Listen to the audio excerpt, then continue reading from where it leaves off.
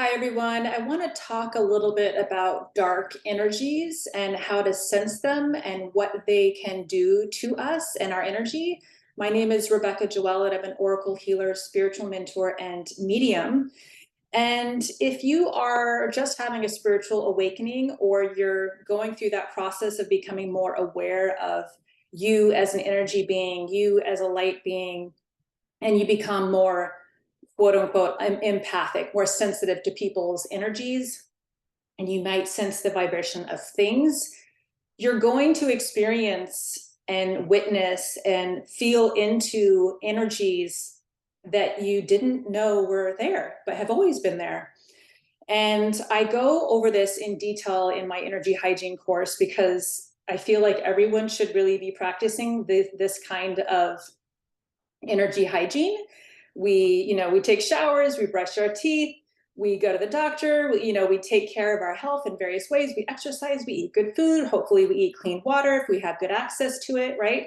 But many of us are not practicing energy hygiene and we don't talk about it enough. And just using some of these practices on a daily basis. And for one, you can go to my website and there is a free cord cutting practice at the bottom. You scroll down to the bottom of my website, there's a free cord cutting ritual there, and I use it before and after my sessions. It's ideal if you use it every day, ideally morning and night, and whenever you feel like you've picked up someone's energies.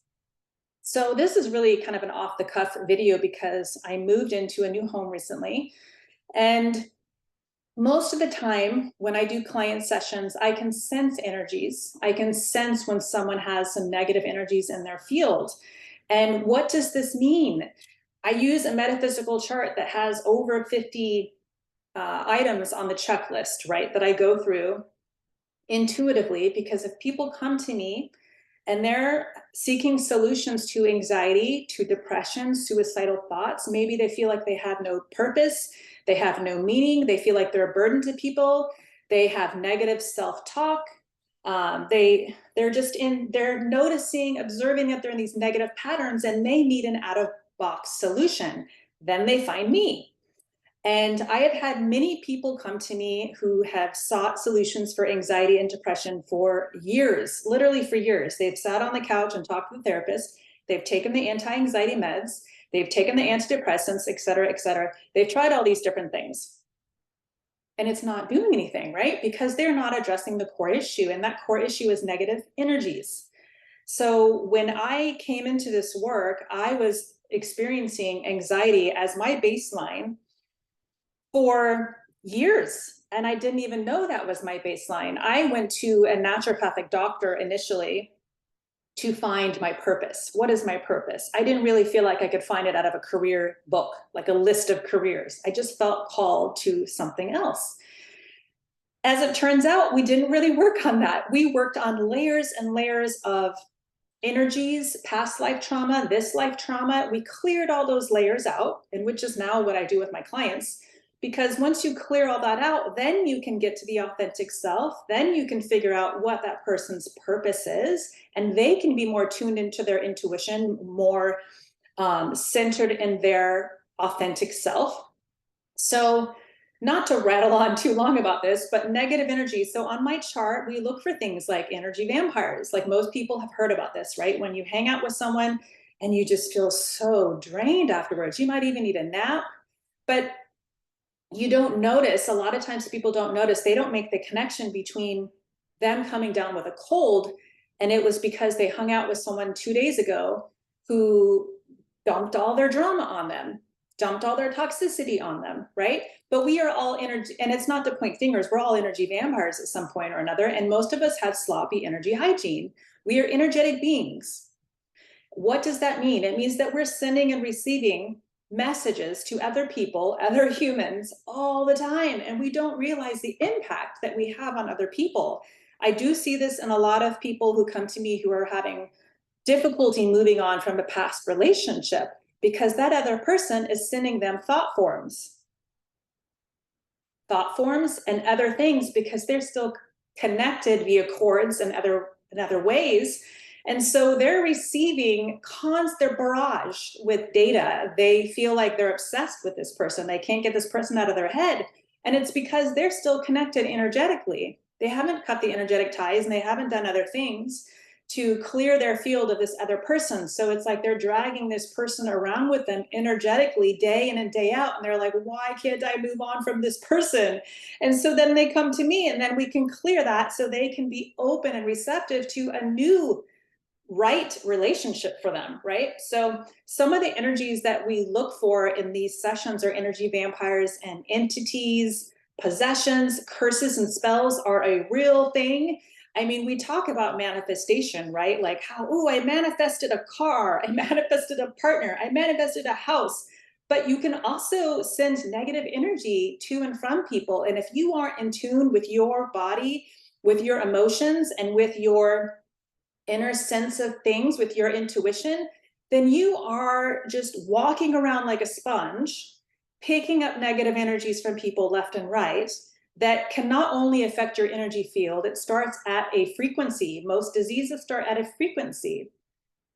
So whether it's your own negative self-talk or it's energy being barraged from other people that you're allowing in on a subconscious level, that does affect your physical health.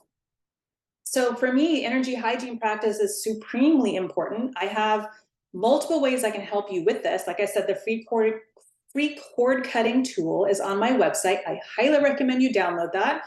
And there's a pre-recorded energy hygiene course on my website. You can do it at your own pace. And I also have a Metaphysical Magician Academy, and it's designed for people who really want to know how to help themselves and their families and their clients and themselves working with their clients, because we can pick up things from our clients. It's a more in-depth course, and so that is going to be coming soon too. But to backtrack, I wanted to share because I moved into this new home, and most of the time when I do sessions with people, I can sense when someone has something on them.